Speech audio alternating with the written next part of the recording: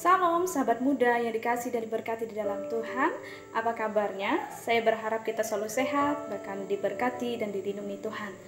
Hari ini saya mengajak kita untuk merenungkan sebuah kebenaran firman Tuhan yang terambil dari kitab Perjanjian Lama, yaitu 1 Samuel pasal yang ke-17 ayatnya yang ke-40 hingga yang ke-46. Namun sebelum kita merenungkan firman-Nya, mari kita rendahkan diri kita dalam doa. Kita berdoa. Tuhan Yesus, saat ini kami ingin membaca dan merenungkan firman-Mu.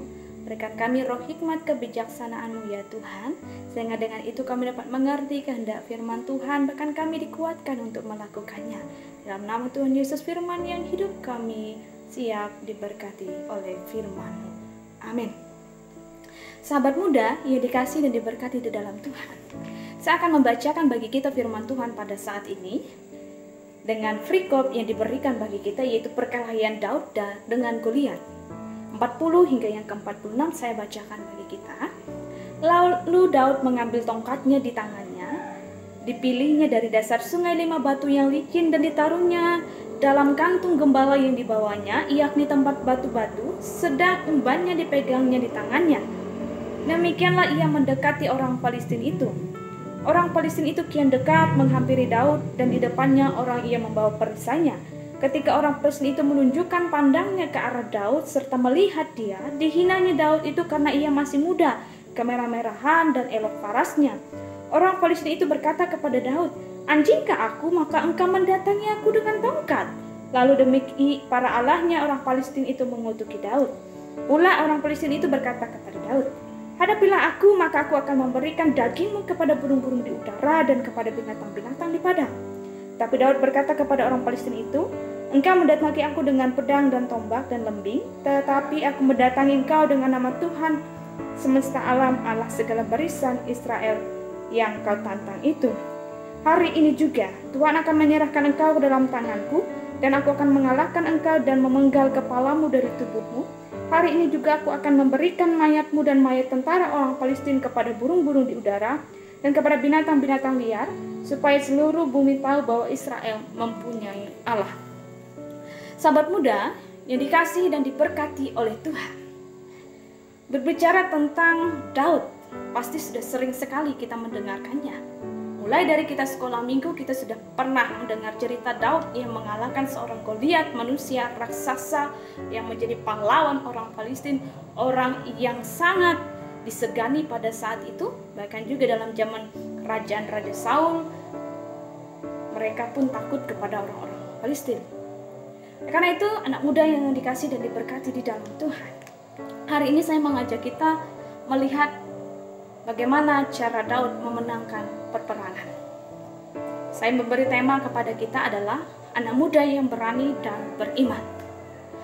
Anak muda yang berani dan beriman ini sangat cocok kita berikan kepada Daud. Mengapa kita membuat dia dikatakan sebagai anak muda berani? Karena dia berperang bukan dengan peralatan perang yang seharusnya. Ia berperang melawan orang Palestina hanya dengan mengambil 5 batu licin dari sungai, dan juga ada umban dan tongkat di tangannya. Dan itu bukan peralatan perang, itu adalah peralatan ketika ia menjaga kawanan domba kambing milik ayahnya. Tetapi dia punya keberanian yang besar. Mengapa Daud berani? Karena ia menyadari bahwa Allah berserta dengan dia. Ketika ia dihina oleh orang Palestina, oleh Goliat, yang mengatakan, "Hari ini engkau juga akan kuberikan kepada burung-burung. Dagingmu akan dimakan oleh binatang-binatang liar." Tapi ia mengatakan, "Engkau memang datang kepadaku dengan membawa pedang, tombak," dan juga di sini ia mengatakan membawa lembing ya untuk melawan Daud. Tetapi Daud mengatakan, "Saya datang dalam nama Tuhan." Jadi anak muda yang dikasih di dalam Tuhan, ada 2 hal itu yang diperlihatkan oleh seorang Daud, anak muda yang sederhana, yang tidak punya pengalaman berperang. Tapi dia meyakini bahwa Tuhanlah yang berperang untuk dia. Mengatakan dia berperang dalam nama Tuhan. Tuhanlah yang akan berperang baginya. Dan terbukti dalam akhir cerita, Goliat dikalahkan. Dan itu bukan karena kekuatan seorang Daud, bukan karena keahlian seorang Daud, tapi karena Allah yang bekerja di dalam Daud. Anak muda yang dikasih dan diberkati dalam Tuhan, tidak jarang juga kita mendengar perkataan orang yang menghina kita, bahkan juga yang meremehkan kita, merendahkan kita karena keterbatasan yang kita miliki. Baik ini dalam studi, bahkan pekerjaan kita, bahkan dalam pergaulan kita sehari-hari. Tapi di sini saya mengajak kita bersama-sama merenungkan firman Tuhan ini. Orang lain boleh menganggap kita rendah, tapi kita meyakini Tuhan mengaruniakan sesuatu yang lebih dalam hidup kita. Dia akan memberkati kita ketika kita beriman dan mengandalkan Ia dalam setiap tantangan, pergumulan yang kita hadapi. Ketika kita berjalan bersama Tuhan, maka Tuhanlah yang akan menjadi penuntun jalan kita. Ketika kita menghadapi tantangan bersama dengan Tuhan, maka Tuhanlah yang akan menolong kita dalam menghadapi semuanya. Jadi anak muda yang dikasih diberkati dalam Tuhan, jangan bangga dengan kekuatan kita sendiri.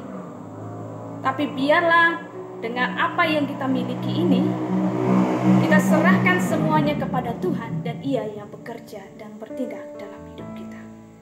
Kita meyakini dan percaya juga, ketika kita direndahkan, maka disitulah Tuhan akan meninggikan kita.